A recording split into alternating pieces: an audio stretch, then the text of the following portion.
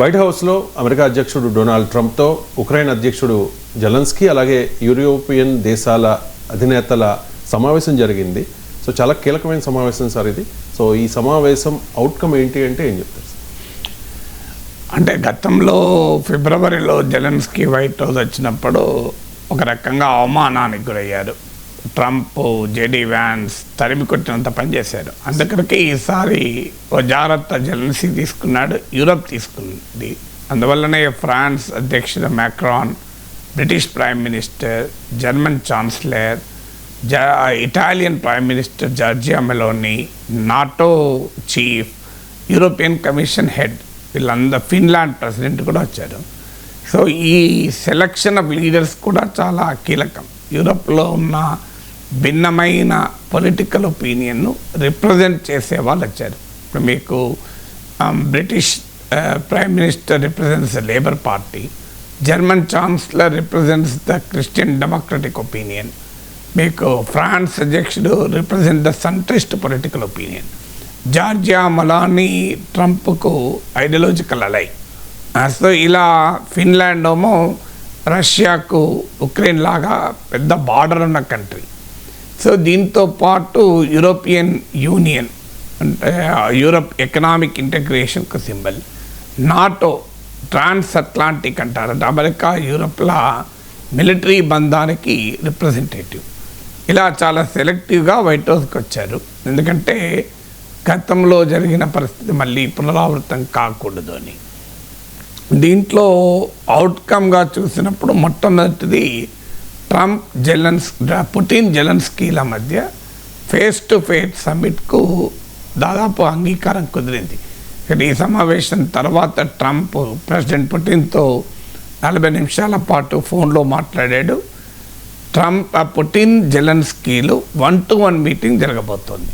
దీని లాజిస్టిక్స్ను JD Vance, అలాగే America foreign minister mark Rubio, అలాగే అమెరికా ట్రంప్ రిప్రజెంటేటివ్ అయినటువంటి స్టీవ్ విట్కాఫ్లు వర్కౌట్ చేస్తారు. అటు పుటిన్కు ఇటు జెలెన్స్కీకి అంగీకారమైన ప్లేస్లో ఈ సమ్మిట్ జరుగుతుంది. అంటే పుటిన్ జెలెన్స్కీలు 1-on-1 మీటింగ్ జరుగుతాయి. ఇప్పటి వరకు ఈ వార్ మొదలైనాక ఇంతవరకు కూడా జరగలేదు. ఇది సిగ్నిఫికెంట్ ఏంటంటే పుటిన్ యుద్ధం ఆగితే తప్ప రష్యాతో సమ్మిట్ సమస్య లేదని ఇప్పటిదాకా జెలెన్స్కీ మాట్లాడుతూ వచ్చారు. అసలు జెలెన్స్కీని గుర్తించడానికే పుటిన్ సిద్ధంగా లేడు. జెలెన్స్కీ యొక్క నయా నాజీ, అలాగే జెలెన్స్కీ ఇది ఇల్లెజిటిమేట్ లీడర్. అక్కడ ఎలక్షన్స్ పార్లమెంట్ టర్మ్ అయిపోయింది, ప్రెసిడెంట్ టర్మ్ అయిపోయింది, మార్షల్ లా ఉంది కనుక ఎన్నికలు జరపడం లేదని జెలెన్స్కీ అంటున్నాడు. Zelensky doesn't represent the people of Ukraine అని పుటిన్ నమ్మకం. ఎందుకంటే జెలెన్స్కీ కన్నా ముందున్న ప్రెసిడెంట్ రష్యా అనుకూలుడు. సో అతన్ని వెస్ట్రన్ కంట్రీస్ ఒక రకంగా వ్యూహాత్మకంగా ఉక్రెయిన్లో పరిణామాల్ని ప్రభావితం చేసి తొలగించగలిగాయి. అందువల్ల జెలెన్స్కీ అధికారంలోకి వచ్చిందే ప్రో రష్యన్ ప్రెసిడెంట్ను తొలగించి వచ్చాడు. అందువల్ల జెలెన్స్కీని పుటిన్ గుర్తించడానికి సిద్ధంగా లేడు. Is an illegitimate leader. Even Zelensky సంతకం పెట్టినా అది ఎక్కడ చెల్లుతుంది, ఆయన లెజిటిమేట్ ప్రెసిడెంటే కాదు కదా అనేది పుటిన్ వాదన. ఇంత భిన్నమైన ధోరణి ఉన్నా కూడా పుటిన్ జెలెన్స్కీల సమావేశంకి అంగీకారం కుదిరింది. ఇది జరిగాక ట్రైలేటరల్ సమ్మిట్ జరుగుతుంది. అంటే పుటిన్, ట్రంప్ అండ్ జెలెన్స్కీ. ఇది నెక్స్ట్ లెవెల్లో బహుశా అది అమెరికాలోనే జరగవచ్చని. ఎందుకంటే ట్రంప్ నేను పుటిన్ ఇన్వైట్ చేస్తానన్నాడు. అది ఇంకా ప్రోగ్రెస్ ఎక్కువ అంటే ఈవెన్ రష్యాలో జరిగిన ఆశ్చర్యం లేదు. బట్ ఈ ట్రైలేటరల్ సమ్మిట్ కూడా అండర్స్టాండింగ్ వచ్చింది. అంటే పుటిన్ జెలెన్స్కీల మీటింగ్ తర్వాత పుటిన్ జెలెన్స్కీ ట్రంప్లు సమావేశమవుతారు. ఆ తర్వాత క్వాడ్రిలేటరల్ మీటింగ్ అంటే పుటిన్ జెలెన్స్కీ ట్రంప్తో పాటు యూరోపియన్ లీడర్స్ కూడా సమావేశమవుతారు. ఇక అది వార్ను కాల్ ఆఫ్ చేయడానికి ఒక కీలకమైన భేటీ. అయితే ఇది అవుట్కమ్లో ఒక డిప్లొమాటిక్ పాత్వే మరింత వైడన్ అయింది, మరింత మెరుగైంది. ఇంతే తప్ప ఇంతకన్నా ఫండమెంటల్ ఇరిటెంట్స్ పోయాయంటే ఈ టాక్స్లో పోలేదు. ఎందుకంటే ఉదాహరణకు యూరప్ ఆశించింది, ఉక్రెయిన్ ఆశించింది ఏంటంటే అమెరికా, యూరప్, ఉక్రెయిన్ అంటే టీమ్ యుఎస్ అండ్ టీమ్ యూరప్గా రష్యాతో డీల్ చేయాలి అన్నది. కానీ ఈ రోల్కు ట్రంప్ సిద్ధంగా లేడు. ట్రంప్ క్లియర్గా అమెరికా, యూరప్, ఉక్రెయిన్లకు కలిసి 2022 నుంచి రష్యాకు వ్యతిరేకంగా నిలబడ్డాయి. కానీ బైడెన్ ప్రభుత్వంపై ట్రంప్ ప్రభుత్వం వచ్చాక ట్రంప్ ఆ పాత్రలో అమెరికాను చూడడం లేదు. ట్రంప్ అమెరికాను ఒక మధ్యవర్తి పాత్రలో రెండు వైపులా మిత్రదేశంగా చూస్తున్నాడు. ఇది ఫండమెంటల్ డిఫరెన్స్. సో యూరప్ ఆశించేది, ఉక్రెయిన్ ఆశించేది తమ వాడిగా అమెరికాను చూడాలని. దానికి ట్రంప్ సిద్ధంగా లేడు. Trump wants to be a mediator between Putin and Russia ఒకవైపు, యూరప్ అండ్ ఉక్రెయిన్ మరొక వైపు. తాను మీడియేటర్గా మాత్రమే ఉండదలుచుకున్నాడు. అందువల్ల ఇది మొదటి ఇరిటెంట్. అంటే ఈ ఫండమెంటల్ ఇరిటెంట్ ఏమీ పోలేదు. సో రష్యా నాకు మిత్రదేశము, ట్రంప్ పుటిన్ మిత్రుడు, యూరోపియన్ లీడర్స్ మిత్రులు అంటున్నారు. అంటే తమ తరఫున వకాల్తా పుచ్చుకోవాలి ట్రంప్ అని యూరోప్, ఉక్రెయిన్లు కోరుకుంటే తాను ఎవరి తరఫున ఆడను, తాను ఎంపైర్గా ఉంటానని ట్రంప్ అంటున్నాడు.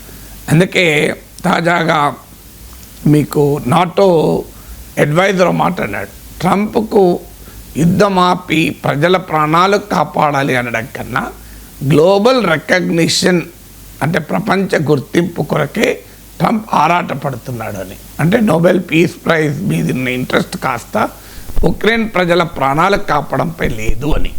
సో అందువల్ల ఫండమెంటల్ డిఫరెన్స్ అది ఎక్కడా పోలేదు.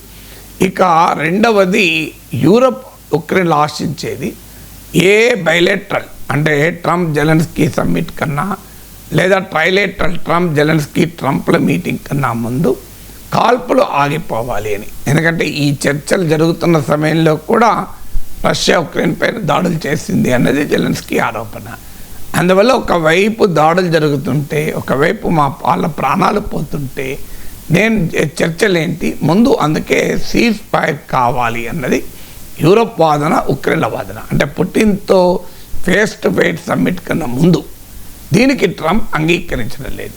మొదట్లో అలాస్కాలో పుటిన్ కలవక ముందు ట్రంప్ కూడా అదే చెప్పాడు, సీజ్ ఫైర్ కావాలి, కాల్పుల విరమణ. ఒకవేళ కనుక దానికి వినకపోతే నేను చర్చల నుంచి వాకౌట్ చేస్తాను, రష్యాకు తీవ్రమైన ప్రయోజనాలు ఎదురవుతాయి, ఇవన్నీ మాట్లాడాడు. ఇందుకు భిన్నంగా పుటినేమో మొదటి నుంచి కాల్పుల విరమణ ప్రసక్తే లేదు, డైరెక్ట్గా పీస్ అగ్రిమెంటే కుదరాలి, మేము పీస్కు సిద్ధం, వారు ఆపటానికి సిద్ధం, కానీ ఈ యుద్ధానికి కారణమైన ఫండమెంటల్ కన్సర్న్స్ను అడ్రస్ చేయాలన్నది పుటిన్ వాదన. అల్టిమేట్గా అలాస్కా మీటింగ్ తర్వాత ట్రంప్ తన వైఖరి మార్చుకొని పుటిన్ వైఖరి చెప్తున్నాడు, ఇక సీజ్ ఫైర్ అవసరం లేదు, డైరెక్ట్ పీస్ అగ్రిమెంట్కే వెళ్దాము అని. దానికి ఉదాహరణలు కూడా చెప్తున్నాడు. నేను ఆర్మేనియా, అజర్బైజాన్ల మధ్య కాల్పుల విరమణ లేకుండానే యుద్ధాన్ని ఆపాను, అలాగే కంబోడియా, థాయిలాండ్ల మధ్య కాల్పుల విరమణ లేకుండానే యుద్ధాన్ని ఆపాను. ఇలా కాల్పుల విరమణ లేకుండా డైరెక్ట్గా పీసే సాధిస్తున్నాను నేను, అది అందువల్ల ఇక్కడ కూడా అదే చేస్తానని ట్రంప్ అంటున్నాడు. సో అక్కడ ఇక మూడవది, అసలు పోస్ట్ వార్ ఉక్రెయిన్ పరిస్థితి ఏంటి, యుద్ధానంతర ఉక్రెయిన్ పరిస్థితి ఏంటి, దాని విషయంలో అటు ఉక్రెయిన్ ఏం కన్సెషన్స్ ఇవ్వాలి, రష్యా ఏం కన్సెషన్స్ ఇస్తుంది, అసలు ఉక్రెయిన్ భద్రతకు గ్యారంటీ ఏంటి, ఇవన్నీ కూడా ఇంకా కంప్లీట్గా ఎక్స్ట్రీమ్ పొజిషన్సే ఉన్నాయి. పుటినేమో ఏ రకమైన గ్యారంటీలకు ఆయన వ్యతిరేకం, డీమిలిటరైజ్ చేయాలి ఉక్రెయిన్ను, ఉక్రెయిన్ న్యూట్రల్గా ఉండాలి అని. ఇప్పుడు ట్రంప్ అనేది ఏంటంటే ఆ పొజిషన్ నుంచి పుటిన్ వెనక్కు వచ్చాడు. ఉక్రెయిన్కు సెక్యూరిటీ గ్యారంటీలకు రష్యా అంగీకరిస్తోంది, ఇది పెద్ద బ్రేక్ త్రూ అంటున్నాడు. కానీ ఎలాంటి సెక్యూరిటీ గ్యారంటీలు అనే విషయంలో మళ్ళీ యూరప్ కోరుకునేదానికి, ఉక్రెయిన్ కోరుకునేదానికి, ట్రంప్ కోరుకునేదానికి చాలా స్పష్టమైన తేడా ఉంది. ఉక్రెయిన్ కోరుకునేదేమో అమెరికా, యూరప్ కలిసి తమకు భద్రతాపరమైన గ్యారంటీలు ఇవ్వాలి అని. ట్రంప్ ఏమో అది ఇండిపెండెంట్ గ్యారంటీలు ఉంటాయి, నాటో తరహా గ్యారంటీలు ఉండవని ఒకసారి అంటున్నాడు, మళ్ళీ ఈ మధ్య స్టీవ్ విట్కాఫ్ ఏమో నాటో తరహా ఆర్టికల్ 5 తరహా గ్యారంటీలు ఇస్తామంటున్నాడు. ఆర్టికల్ 5 అంటే నాటోలో ఒక సభ్య దేశం పైన దాడి జరిగితే అన్ని దేశాలు తమ పైన దాడి జరిగినట్టుగానే భావిస్తాయి. దానికి ఎట్టి పరిస్థితుల్లో ట్రంప్ మరి పుట్టిన అంగీకరిస్తాడా? నాటో తరహా గ్యారంటీలు, ఆర్టికల్ 5 తరహా గ్యారంటీలు అంటే నాటో బలగాలు ఉక్రెయిన్లో ఉండాలి. నాటో బలగాలు ఉక్రెయిన్లో ఉంటే రష్యా ఎప్పుడైనా దాడి చేస్తే నాటో మొత్తం పైన దాడి చేసినట్టుగా భావిస్తారు. అందువల్ల ఈ ఫండమెంటల్ ఇరిటెన్స్ అనేది ఇంకా అలాగే మిగిలి ఉన్నాయి. కానీ ఒక డిప్లొమాటిక్ పాత్వే అంటే దౌత్యపరమైన మార్గాలు వైడెన్ అయ్యాయి ఈ టాక్స్ వల్ల. ఇలాంటి కాంప్లెక్స్ క్వశ్చన్స్ 1 or 2 మీటింగ్స్ ఎప్పుడూ పరిష్కారం కావు. పాజిటివ్ అవుట్కమ్ ఏంటంటే టాక్స్ ఫెయిల్ కాలేదు. అవుట్కమ్ ఇమీడియట్గా రాకపోయినా ఆ రోడ్ మ్యాప్ అయితే ఒక దౌత్యపరమైన మార్గం అయితే పడింది. ఆ మార్గంలో ఎంత దూరం పోతున్న కొద్దీ ఈ కీలకమైన అంశాలపైన అటు ట్రంప్కు, యూరప్కు, అలాగే యూరప్కు పుటిన్కు జెలెన్స్కీకి మధ్య డిఫరెన్సెస్ ఉన్నమాట నిజం. కానీ అట్లీస్ట్ యూరప్ అయితే యునైటెడ్గా ఉక్రెయిన్ వెనకాల నిలబడ్డది. అమెరికా చాలా క్లియర్గా ఒక ట్రాన్సాక్షనల్ రోల్, నా పాత్ర ఎంపైర్ పాత్ర, దానికి నాకు ఫీజు కట్టు, సో ఎంపైర్గా నేను పాత్ర పోషిస్తా, దానికి కావాల్సిన ఛార్జెస్ నాకు పే చేయండి అనే రోల్ ట్రంప్ పే చేస్తున్నాడు. సో అందువల్ల ఇట్స్ ఏ ఒక రకంగా పాజిటివ్ అవుట్కమ్తో ముగిసిన సమావేశం అని చెప్పి రిజల్ట్ వచ్చిందంటే రిజల్ట్ రాలేదు. But significant breakthrough Zelensky పుటిన్ల సమావేశం జరగడము, trilateral Zelensky, Trump and Putin.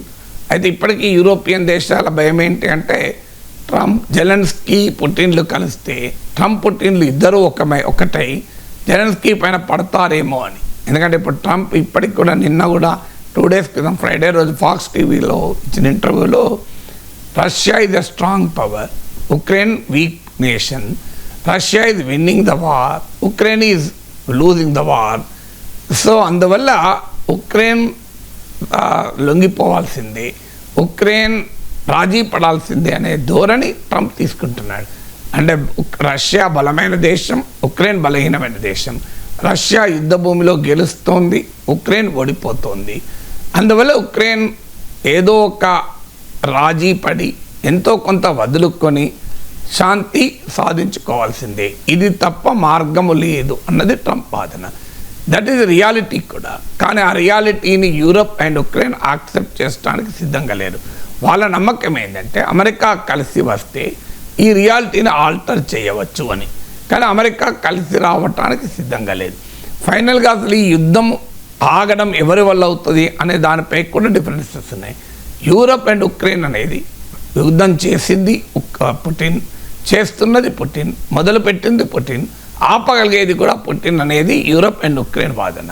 ఇందుకు భిన్నంగా ట్రంప్ ఏమో ఇక జెలెన్స్కీ పైన ఉంది. ఆయన యుద్ధం ఆగాలి అంటే ఈ నిమిషంలో ఆగిపోతుంది, కాదనుకుంటే కాదు. అందువల్ల బాధ్యత జెలెన్స్కీది అని పుటిన్కు బాధ్యతే లేనట్లుగా ట్రంప్ మాట్లాడుతున్నాడు. అందువల్ల ట్రంప్ అమెరికా అధ్యక్షునికి, యూరోపియన్ నేతలకు ఇంక్లూడింగ్ ఉక్రెయిన్ ప్రెసిడెంట్కు మధ్య జరిగిన సమావేశంలో ఫండమెంటల్ క్వశ్చన్స్ పైన భిన్నాభిప్రాయాలు పోలేదు.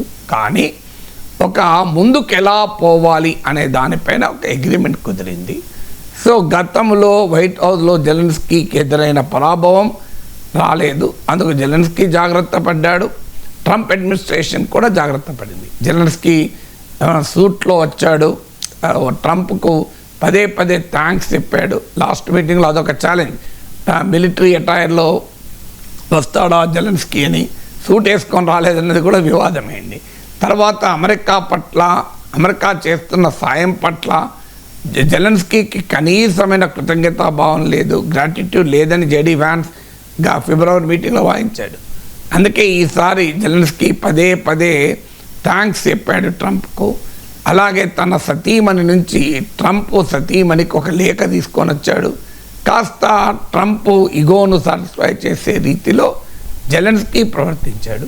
అలాగే ట్రంప్ అడ్మినిస్ట్రేషన్ కూడా జాగ్రత్త పడింది. జేడీ వ్యాన్స్, మార్క్ రూబియో ఇలాంటి వాళ్ళు ఎవరూ మాట్లాడొద్దని క్లియర్గా ఇన్స్ట్రక్షన్స్ కూడా ఉన్నాయి అని. అంటే లాస్ట్ మీటింగ్లో జేడీ వ్యాన్స్ కూడా ఫుట్బాల్ ఆడాడు.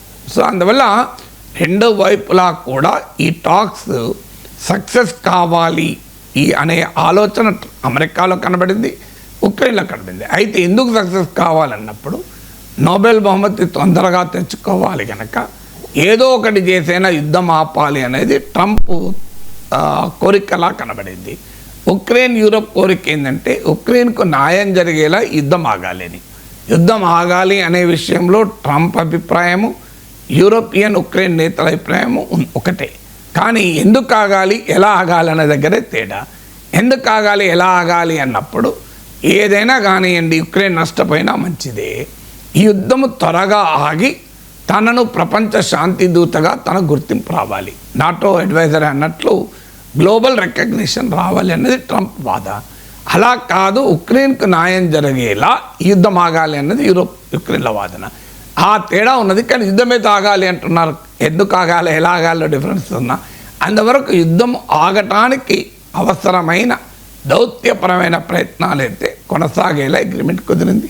అందువల్ల నెక్స్ట్ వితిన్ 2 వీక్స్లో మీకు పుటిన్ జెలెన్స్కీల సమిట్ మీటింగ్ జరుగుతుంది. అది సక్సెస్ అయితే ట్రైలేటరల్ జరుగుతుంది, ట్రంప్ కూడా జాయిన్ అవుతాడు. అది కూడా సక్సెస్ అయితే క్వాడ్రిలేటరల్ మీటింగ్, అంటే యూరోపియన్ నేతలు ట్రంప్, పుటిన్, జెలెన్స్కీలు కూడా సమావేశమవుతారు. సో ఫస్ట్ స్టెప్ అయిపోయింది, ట్రంప్ పుటిన్ మీటింగ్ అయిపోయింది. ఆ తర్వాత Trump, Zelensky, European leaders meeting అయింది. నెక్స్ట్ ఇప్పుడు జరిగేది 2 స్టెప్లు అయిపోయినాయి. 3వ స్టెప్ జెలెన్స్కీ, పుటిన్ల మీటింగ్. 4వ స్టెప్ ట్రంప్, జెలెన్స్కీ, పుటిన్ల మీటింగ్. 5వ step Trump, Zelensky, Putin and European leaders meeting. ఇప్పుడు 2nd మీటింగ్ అయిపోయి 3rd మీటింగ్కు రెడీ అవుతున్నారు.